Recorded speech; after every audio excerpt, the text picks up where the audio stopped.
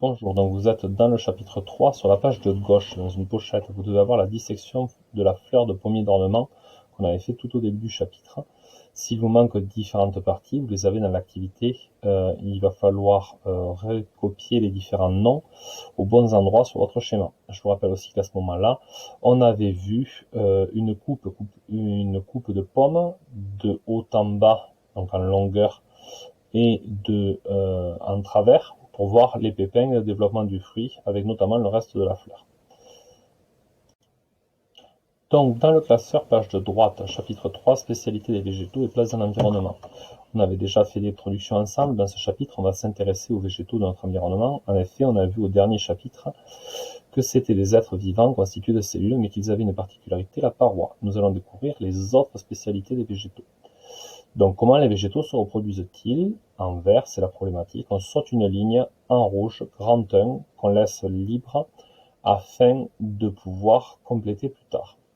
Et on écrit en noir, activité 1, faire un schéma grâce à une dissection florale.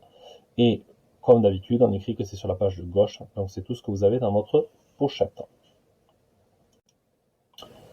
Bilan 1, partie 1.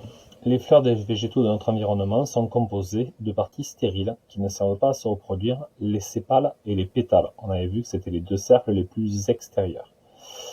Point à la ligne.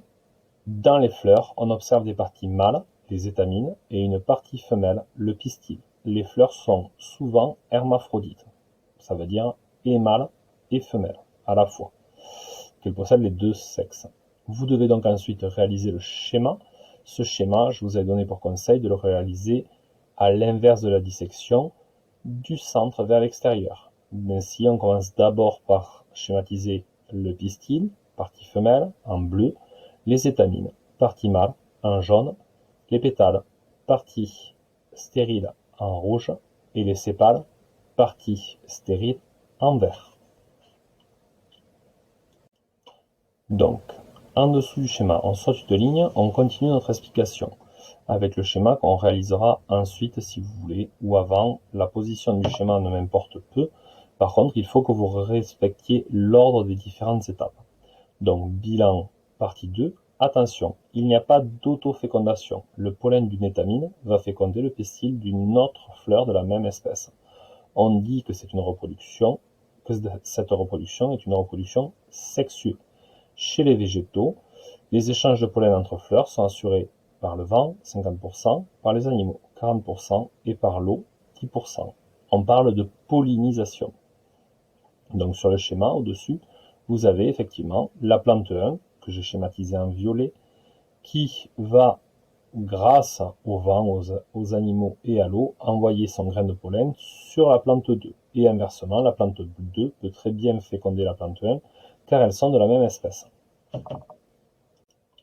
Donc, la dernière partie, le bilan partie 3, une fois la partie femelle fécondée, les autres parties vont faner et la partie femelle va se transformer. L'ovaire va former le fruit et les ovules fécondés donneront les graines. Donc ça, c'est un rapport avec l'image qu'on avait vue pendant le TP de la pomme, où on voyait les restes de la fleur.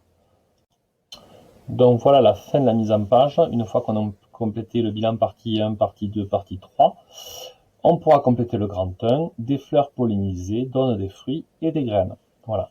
Le but n'étant pas de faire ça rapidement, il faut juste s'assurer que ça soit bien fait.